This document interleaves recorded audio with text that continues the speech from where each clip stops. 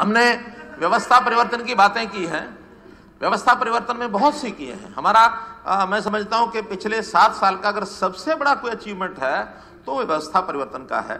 और इस व्यवस्था परिवर्तन में आम आदमी को आने वाली कठिनाइयां, किसी भी समाज विशेष को, वर्ग विशेष को आने वाली कठिनाइयां कैसे दूर की जाए, और इसमें हमने टेक्नोलॉजी का बहुत उपयोग किया है। उस टेक्नोलॉजी के उपयोग का ये भी कर सकते थे, लेकिन अफसोस है कि 2014 तक इन्होंने इसका उपयोग नहीं किया। हमने आने के बाद गुड गवर्नेंस डे 2014 25 दिसंबर ये तय किया था कि आगे गुड गवर्नेंस का ही सारा कार्यक्रम चलाएंगे। मेरी फसल मेरा बुरा उसी का एक परिणाम है। मैं कहता हूं इसके कारण से एक व्यवस्थित होने लग गया सारा सिस्टम। किसान इससे प्रसन्न है। इतना ही है कि शुरू में किसान को कठिनाई आई है। आपके सुझाव जो कठिनाइयां उसको दूर करने का काम हमारा है, क्योंकि अभी इसको 2 ही साल हुए हैं। एक और नई व्यवस्था जो बनी है अभी, फूड कॉर्पोरेशन ऑफ इंडिया ने हर एक स्टेट का तय कर दिया कि आपकी प्रोक्योरमेंट इससे ज्यादा हम नहीं करेंगे।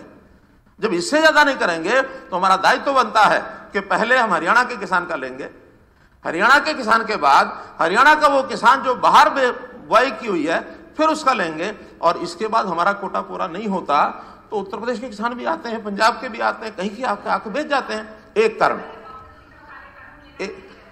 कारण। दूसरा कारण बता रहा हूं। दूसरे कारण में ये जो केंद्र की ओर से प्रोक्योरमेंट की जाती है धान की और गेहूं की, हमने जो 10-11 फसलें प्रोक्योरमेंट करने की बात कही है, इसमें स्टेट का बहुत सा नुकसान भी होता है। 2020 में जब मैंने बाजरा खरीदा 2150 रुपया, उस समय हमारे जो एस्टिमेट्स थे एग्रीकल्चर डिपार्टमेंट के होते 5 लाख मीट्रिक टन बाजरा।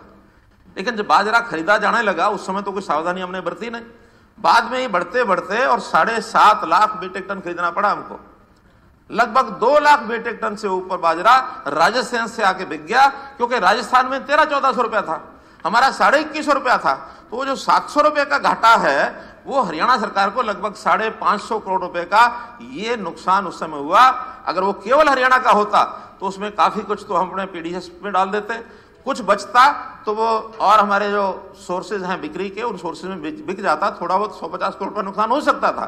लेकिन 550 करोड़ रुपया हुआ तो केवल वो राजस्थान का बाजरा बिकने से। इसी कारण से इस बार 2 कारण थे। एक कारण तो यही कारण जो राजस्थान का मैंने बताया, दूसरा कारण वर्षा में बाजरा खराब हुआ। अब बाजरा खराब हुआ तो बाजरा खरीदने के भी पैरामीटर हैं। उस पैरामीटर पर अगर हम खरीदते तो खरीद तो बहुत कम होती, हम सरकारी खरीद कर भी लेते 2250 पर, तो खरीद तो 1 लाख 2 लाख मीट्रिक टन से ज्यादा नहीं होने वाली थी। लेकिन बाकी जो 3-3.5 लाख मीट्रिक टन है वो खरीदा इसलिए नहीं जाता कि उसकी क्वालिटी डाउन है, और क्वालिटी डाउन होने के बाद जो तो ठीक है वो तो 2250 में बिकता, खराब बाजरा वही 1100-1200 में बिकता, इससे ऊपर बिकता नहीं। हमें आखिर में निर्णय लिया कि किसी का खराब हो चाहे अच्छा हो, हर एक को 600 रुपया दे दो।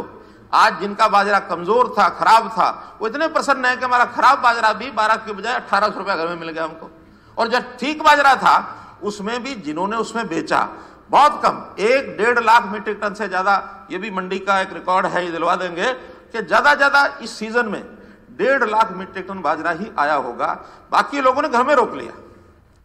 अच्छा, हमने भी कहा कि बाद में बेच सकते, महंगा हो जाएगा। आज बाजरा 1900 रुपया क्विंटल है, 600 रुपया सरकार से ले गए, 25 रुपया का भाव उनको मिल रहा है, 2500 रुपया उनको। आप पता करा लेंगे अब बाजरा कितना आ रहा है और कितना बिक रहा है।